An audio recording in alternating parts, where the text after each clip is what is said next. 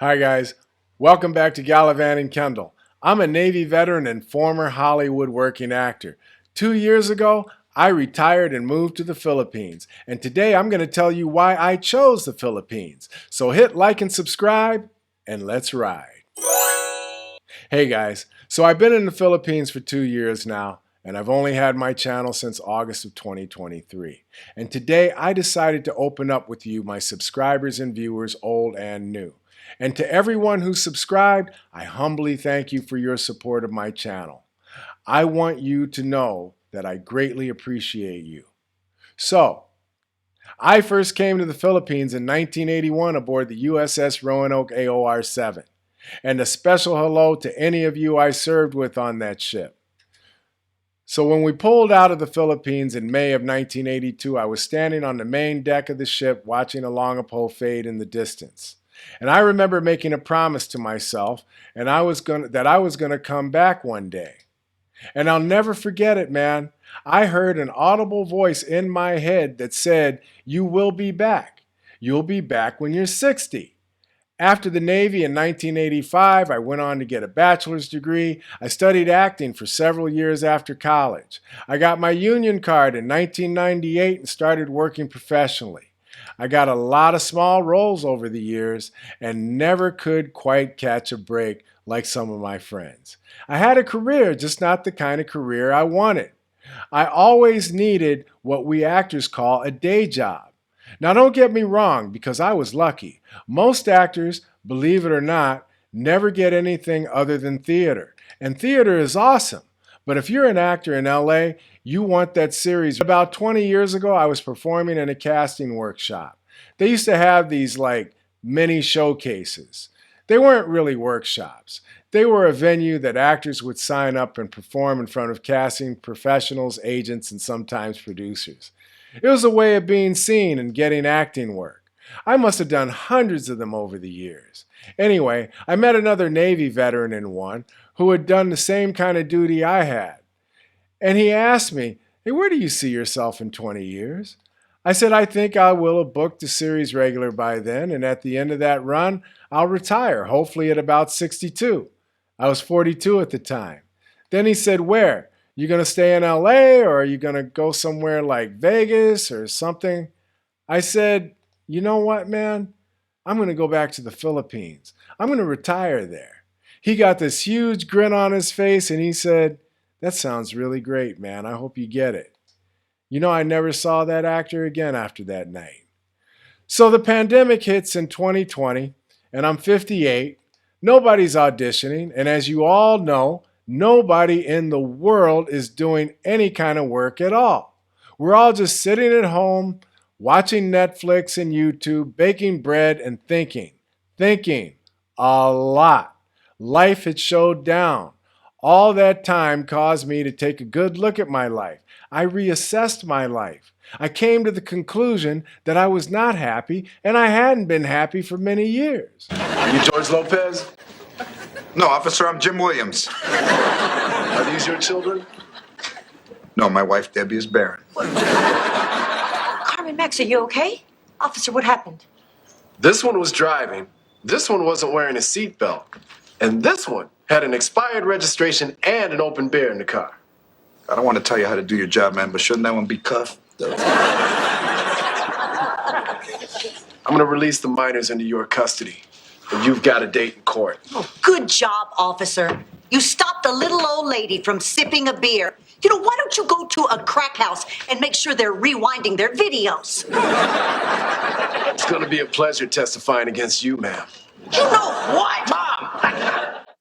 The country shut down in March of 2020, and over the course of the next several months, I remembered that conversation I had with that actor who was a Navy veteran. I decided it was time for a major change. In November, I decided I was done acting, and I was going to come to the Philippines. I renewed my passport, and I started the process of getting my SRRV, Special Residency Retirement Visa. I was 58, and I was ready for a change. In the box, Taylor. You okay? Yeah, you should have told me about Naz. Taylor. In a minute. Had nothing to do with you. You wouldn't have lost your badge. You wouldn't have been there in the first place. Taylor, stop tampering with my witness. You used to be a cop. I'm still a cop, just on vacation. I watched hundreds of hours of YouTube waiting for the Philippines to open, and when it did finally reopen in February of 2022, I began preparing to move in earnest. I was repped by 2 agencies at the time, and I didn't tell either of them until about a month before I was going to leave. I arrived here at NAIA in Manila with my dog on June 20 at 60 years old. This isn't a social call. We're having our regular session. I really want this to feel just like the office. Okay. Yes? Sorry to interrupt, Dr. Crane, but I gotta run these toilet fixtures past you. Your wife said you definitely want to be consulted about that. I never pictured you having a bathroom. It isn't a good time. I'm sorry, I didn't realize your session had begun. Why don't you just wait in the living room? Okay, but just so you know, the heated seat you want's on back order. There were 3 main reasons for my decision to make my 40-year dream come true and move here. And 2 of them are probably the same 2 reasons many of you, both men and women, decided to come here. The first reason was that after 25 years as a dues-paying member of the Actors Union, the parts were just not getting bigger. I saw my friends getting more opportunities than I was. The ones who had gotten those opportunities and larger roles and longer resumes than mine are all very deserving, very talented performers. I am genuinely happy for them. I suppose I could have stayed. I mean, who knows what could have happened over the next several years. The way I saw it, at 60 years old and in reasonably good health, I could still come here at a time when I was still relatively young enough to enjoy it. As you know, when you get past 50, anything can happen.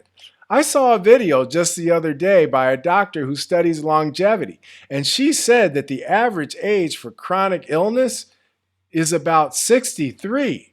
I didn't know that then, but I'm glad I know it now. At that time, I felt that I still had a lot I wanted to do in my life that doesn't involve acting, which was the great love of my life.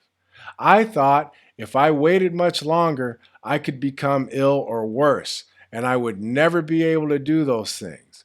Believe me when I tell you, I love acting. I miss it terribly, but there's more I want to do with the time that I have left on this planet.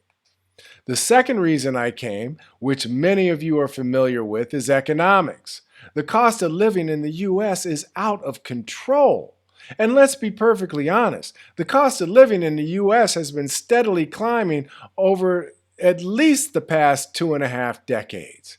In my neighborhood in Los Angeles and Hollywood, the average rent for a 1-bedroom apartment is $2,500 a month. We're talking about only 350 to 600 square feet. And that's not just Hollywood. That's in many parts of Los Angeles. That's insane. I'm not even going to talk about the $7 a gallon gas in all of California. My understanding is that the cost of living has been outpacing wages for most of the country for decades now. Guess what? The dollar goes a long way here in the Philippines. Check out some of my other videos where I lay out budgets for you and advantages you have because it's so incredibly cheap to live here. It's not just Western men anymore. The Philippines is trending as a popular destination for Western women as well, both retired and women who work remotely. The third reason, also trending with Western women, is romance. In 1981, I fell in love for the first time in my life, and she was a Filipina with whom I lost contact after our fleet pulled out and went back to the States. That may have had an adverse effect on the future relationships I had with Western women. Yes, I was young, but I never stopped thinking about this little Filipina. In fact, any relationships I had with Western women from the time I was 20 years old until now were spectacular failures.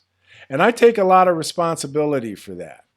Filipinas and Asian women in general are completely different from Western women. Subservient is a label assigned to them by ignorant Western women. These women are angry and know nothing of Asian culture other than what they've seen in movies. Like I said in my last video, and I was laughing about this with a Filipino man not long ago, and he agreed with me. If you think Filipinas are subservient, make her mad. If you ever get into a really heated argument with your Filipina girlfriend or spouse, you better leave the house for your own safety.